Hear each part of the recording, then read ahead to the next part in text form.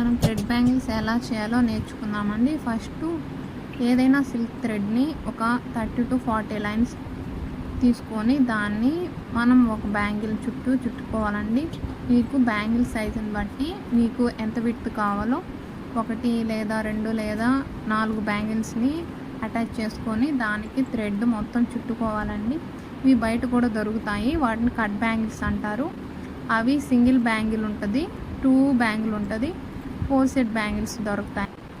మనం బ్యాంగిల్ చుట్టూ ఇలా దారం చుట్టుకున్న తర్వాత మనకి ఏ డిజైన్ కావాలంటే ఆ డిజైన్ మనం ఇట్లాగా స్టిచ్ చేసుకోవాలి. నేను ఫ్లవర్ ప్యాటర్న్ తీసుకుంటున్నానండి. కాంబినేషను గ్రీన్ కలర్ తీసుకుంటున్నాను. ఈ చూపించిన విధంగా ఆ ఫ్లవర్ని 6 ఫెదర్స్ వచ్చినట్టు చూసుకుంటున్నానండి. అట్లాగా మనం స్టిక్ చేసిన తర్వాత ఒక 1 అవర్ అట్లా వదిలేస్తే అది గట్టిగా అయిపోద్దండి, ఏమీ ఊడిపోదు.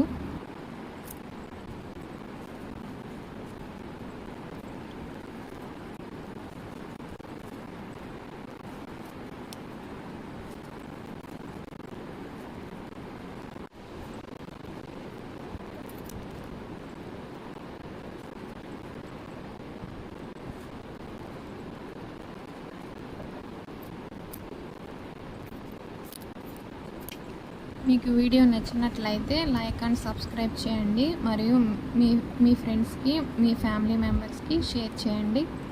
Thanks for watching.